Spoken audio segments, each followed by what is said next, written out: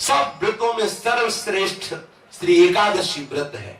समस्त विश्व में कोई ऐसा नहीं जो एकादशी व्रत की महिमा न जानता हो। एकादशी का प्रादुर्भाव और एकादशी जी की जो महिमा है उसके विषय में थोड़ी चर्चा करते हैं। सतयुग में शंखासुर का पुत्र मुर नामक दैत्य हुआ।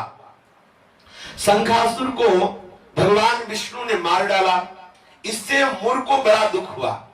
इसका बदला लेने के लिए वो वन में जाकर मुर दैत्य घोर तपस्या करने लगा।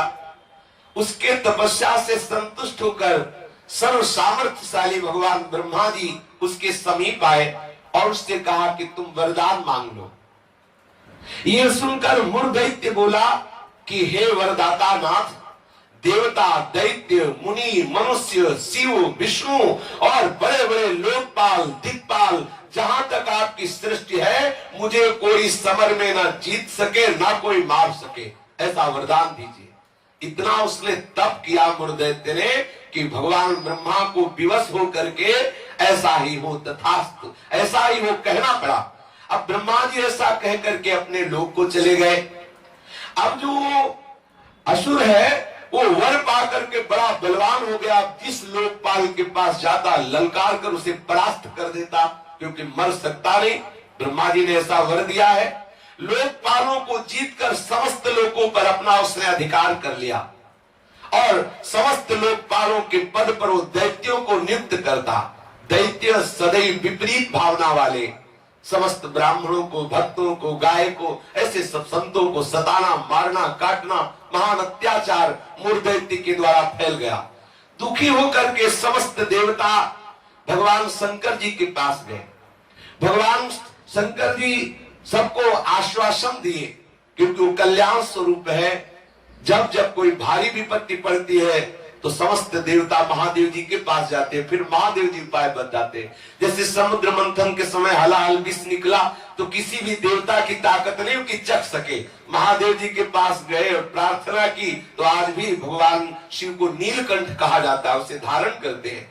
यद्यपि इनकी सेवा है सृष्टि का संहार करना, पर सृष्टि की रक्षा जहां कोई नहीं कर पाता वहां ये करने के लिए बुलाए जाते। हलाहल विष पीने के लिए किसे बुलाया गया? इन्हीं को तो बुलाया गया। सब देवताओं ने भगवान शंकर से कहा हमारी रक्षा करो। भगवान शंकर ने आश्वासन दिया और स्वयं देवताओं एवं अपने पार्षदों के सहित युद्ध के लिए ललकारा। मुर दैत्य ने बहुत भयंकर युद्ध किया, लेकिन युद्ध में विजय मुर दैत्य की हुई, क्योंकि आशीर्वाद है भगवान ब्रह्मा जी का। अब देवताओं ने देखा दैत्यों की तो प्रबल सेना बढ़ती चली आ रही है। अब भगवान श्री हरि का स्मरण किया, भगवान विष्णु का कि हे नाथ आप ही अब रक्षा कर सकते हो।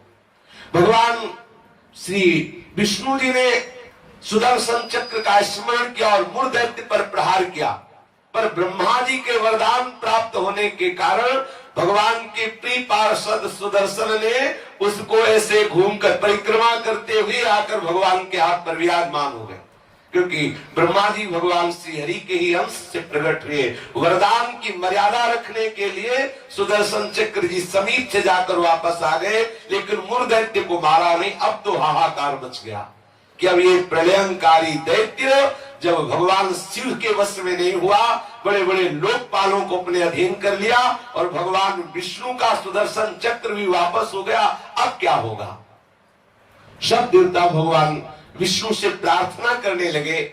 भगवान श्री हरि अद्भुत लीला बिहारी है। भगवान विष्णु युद्ध छोड़कर भाग चले। मुर दैत्य ने देखा कि सबका मुखिया तो भाग पड़ा, इसको हम जिंदा छोड़ेंगे नहीं। वो गदा लेकर भगवान का पीछा किया।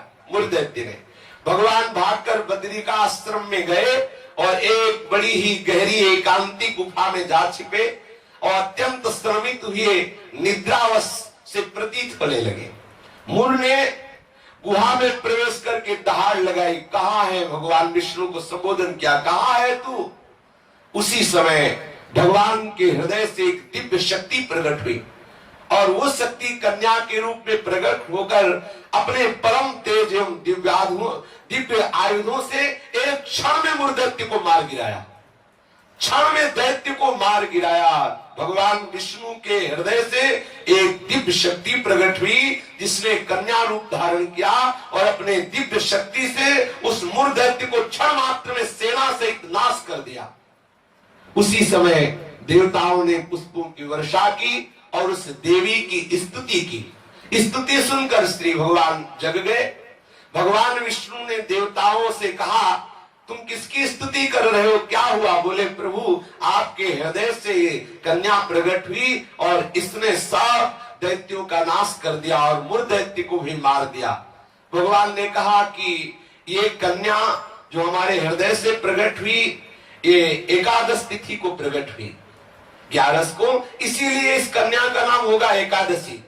और हे एकादशी, तुम अष्ट सिद्धियों और 9 निधियों की स्वामिनी होगी। तुम में इतनी सामर्थ्य होगी कि जो तुम्हारा व्रत रखेंगे उनके चरणों में मोक्ष लुटेगा।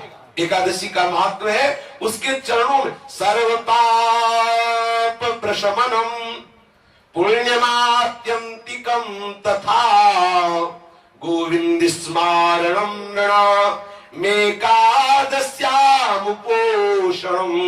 जो एकादशी का उपवास करेगा वो निष्पाप हो जाएगा। जो एकादशी का उपवास करेगा वो बड़ा पुण्यात्मा होगा। जो एकादशी का उपवास करेगा उसे गोविंद के चरणारविंद की भक्ति प्राप्त होगी। श्री भगवान विष्णु ने कहा, जो तुम्हारा व्रत करेगा, वो चाहे स्त्री हो चाहे पुरुष हो, वो जो कामना करेगा उस कामना की पूर्ति हो जाएगी। यदि कोई कामना नहीं करेगा तो मेरी भक्ति प्राप्त हो जाएगी। एकादशी व्रत 3 दिनों के साध्य होने वाला बताया। 10वीं से व्रत का उपक्रम शुरू होता है और 12वीं को उस व्रत का उपक्रम पूर्ण होता है। 10वीं के दिन एकादशी के पहले आस्यम मांसम मसूरान्नम चरकान क्रोधमास तथा साकम मधुपरान्नम च पुनर्भोजन मैथुने दशम्याम 10 वस्तूनि वर्जयेद् वैष्णवः सदा। जो एकादशी व्रत रहे उनको चाहिए कि 10वीं की तिथि में वो कांसे के पात्र में कुछ पावे ना, मसूर की दाल न पावे, कभी मांस का स्पर्श भी न करे, पाने की तो बात जाने दो, चना न पावे, कोदो न पावे, कोई साग न पावे और शहद न पावे और किसी दूसरे के द्वारा दिया हुआ भोजन न पावे और 2 बार भोजन न पावे और मैथुन न करे। ये 10वीं की तिथि में ऐसा नियम धारण करें। फिर द्वितीयाम च निंदाम च तांबूलम दंतधावनम परापवादम पैशून्यम स्तेयम हिंसा तथा रतिम कोपम हृणितवाक्यम च एकादश्याम विवर्जयेत्। अब एकादशी के दिन 10वीं के दिन ऐसे नियम से रहे कि कांस के पात्र में कुछ पावे ना, मसूर की दाल ना पावे, मांस का स्पर्श भी ना करे, चना ना पावे, कोदो ना पावे, कोई साग ना पावे, शहद ना पावे, दूसरे के द्वारा दिया हुआ कुछ ना पावे और 10वीं को 1 बार भोजन करे, मैथुन क्रिया ना करे। तब एकादशी के दिन ये नियम ले कि कभी जुआ ना खेले, ना किसी को खेलता हुआ देखे। एक बार दृष्टि पर जाए हटा ले, जैसे लोग ताश वगैरह खेलते। एकादशी के दिन नींद न ले, एकादशी के दिन पान न खावे, एकादशी के दिन दातून न करे, एकादशी के दिन किसी की चोरी न करे, हिंसा न करे, किसी के साथ मैथुन न करे, कभी क्रोध न करे और झूठ ना बोले। एकादशी के दिन ये 11 कार्य ना करते हुए बोले, फिर निरंतर स्मरण प्रियालाल का करते हुए, भगवत स्मरण करते हुए फलाहार पावे तो 1 बार पावे, वो भी थोड़ा पावे। अब हमें तो लगता है कि जितना और दिन पदार्थ पाने को नहीं मिलते उतना तो एकादशी का दिन। बोले अमुक की खीर बनाओ, उसकी कूटू की पकौड़ी बनाओ और उसका सिंघाड़े का हलवा बनाओ, ये वो। अब एकादशी का मतलब क्या है? अरे 24 घंटे उपवास करो या तो बहुत बहुत जल पी लो, बहुत लगे तो 1 बार कुछ फल या कुछ ऐसे साधारण, वो भी उतना कि 1 दिन में मर थोड़ी जाएगा कोई।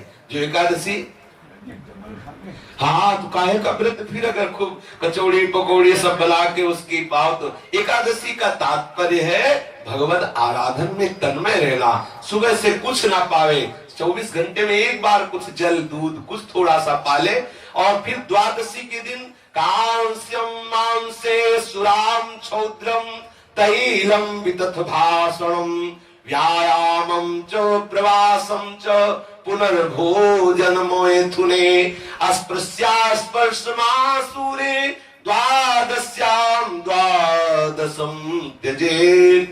द्वादशी को भी कांसे के पात्र में भोजन न करे, मांस न स्पर्श करे, मदिरा न पीवे और शहद न पावे, तेल का बना पदार्थ न पावे, झूठ न बोले, कस के व्यायाम न करे, परदेश गमन न करे, दोबारा भोजन न करे, मैथुन न करे, जो स्पर्श करने योग्य नहीं उनका स्पर्श न करे, मसूर की दाल न खाए। ये 12 वस्तुएं द्वादशी को त्याग दे। दसवीं के दिन पूर्वाह्न में एक बार हविष्यान्न भोजन करना चाहिए। इसके बाद दसवीं के दिन कुछ नहीं खाना पीना चाहिए।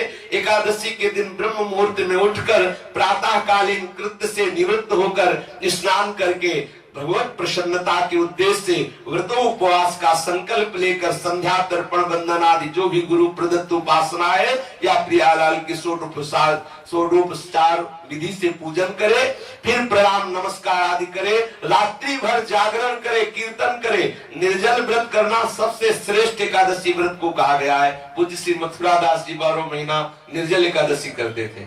वयोवृद्ध होने पर भी प्राय वैष्णव जन बड़ा आदर पूर्वक एकादशी का व्रत रहते।